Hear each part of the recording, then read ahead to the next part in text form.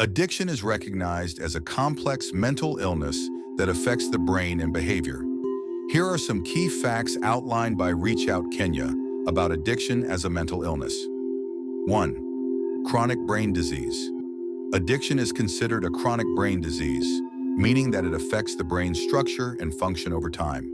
It leads to changes in areas of the brain responsible for judgment, decision-making, and self-control, often resulting in compulsive behaviors around substance use. 2. Alters brain chemistry.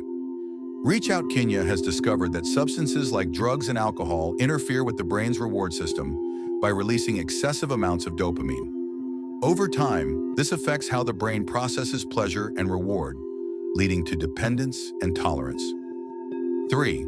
Affects mental health. Addiction often coexists with other mental health conditions, such as depression, anxiety, and post-traumatic stress disorder, PTSD. This is known as a dual diagnosis or co-occurring disorders. 4. Compulsive behavior.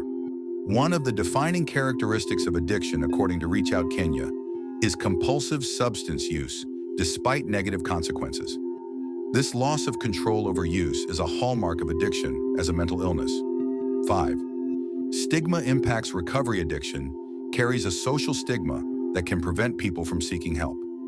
The belief that addiction is a moral failing rather than a mental illness creates barriers to effective treatment and support. 6.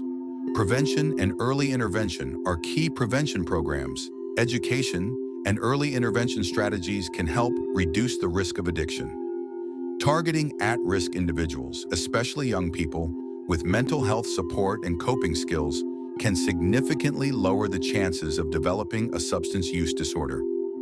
Join us on Thursday, 10th October 2024 from 7:30 p.m. to 9 p.m. for a candid discussion on addiction, an online webinar as we mark the World Mental Health Day.